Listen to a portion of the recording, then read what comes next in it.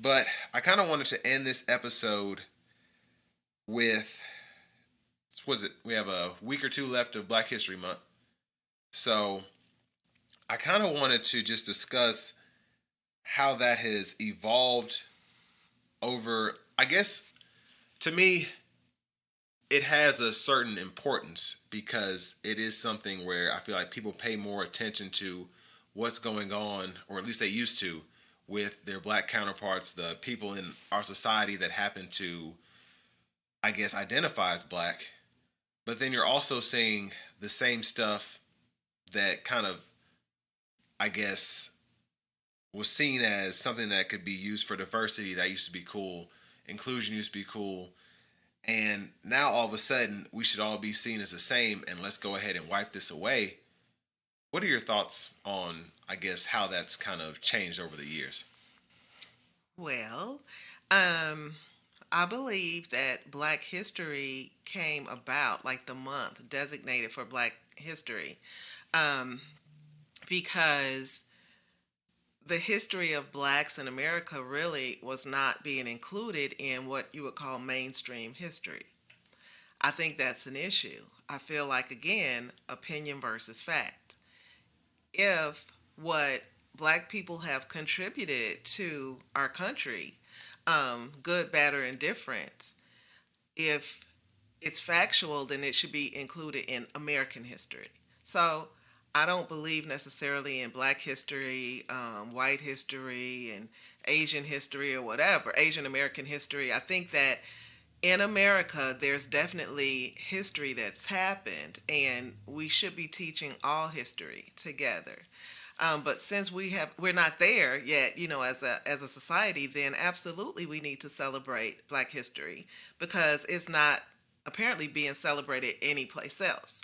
Um, so I've had conversations with white friends, and they're like, "Well, why isn't there white history, dude? Because it's implied when you say history. No, Yeah, seriously, when you yeah. say history, it's implied. When they're looking for a perpetrator, and they say, well, it was a man and he was what kind of man? I think now we're being more specific in terms of ethnicity and everything. But when I was coming up, if they said a man, it was implied. So if you have a group of people who are being implied out of a scenario, then I do think they need to stand up and use their voices. As a child, quick story, I remember watching movies with my mom. Hmm. Love old black and white movies, and I remember asking her when black people got here. Why did I ask her that? Because a lot of the heroes and everything, from Superman to Nick Charles, Thin Man, where were we? What are we doing? Every now and then we show up as a butler or a maid, but like when did we really hit the scene? We were always here. We were in Congress in the 1800s, but you don't hear about things like that. Also, fact checkable. You don't hear about things like that. And so I feel like we should all be able to celebrate ourselves. I think that if you want to be in the Blonde People's Club, I think that you should be able to do that, and all the blondes celebrate, ourselves. I think the problem is, and we've talked about this before, there's a difference between being for me, being against me, and literally coming for me and trying to erase me. And I really have lived through enough administrations to see that this discord, or this conversation back and forth between, well, Biden didn't do anything for me, and Obama didn't do anything for me, and Clinton didn't do anything for me. Okay, fine, but were they coming for you? Were they trying to erase you? Were they telling lies about you? So, if what we're going through now as a nation, if it doesn't do anything else, I really hope it brings to the forefront who we are as a people. Yes, I think we should celebrate Pride Month if that's what you want to celebrate. They had days for everything. They got like pizza days and chocolate chip cookie days and margarita days, one of my favorites. But anyway, I feel like what's happening though, and just to take it back to the hats again, so it's not personal.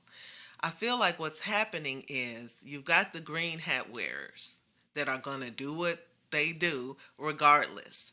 You've got the blue hat wearers that are always trying to, manipulate situations and everything.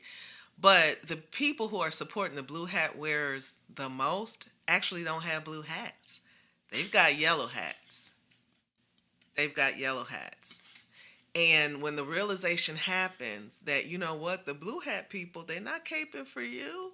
They don't care about you. They didn't care about green or yellow. They just pretended that they cared about the yellow hats so that they could do what they wanted to the green hats. And when they're done, they are going to be looking around for the next group of victims. And the only people left will be the people wearing the yellow hats. That's you, homie. So I think that in the main scheme of things, we need to keep our eyes open, keep our ears open, keep our hearts open, and realize that everything is not what it seems. Wow. Well, that was a good analogy, a good way to end it. So, I want to thank you all for watching another episode of I Only Ask Because. It's been Tony and Dr. E. We'll catch you all on the next one.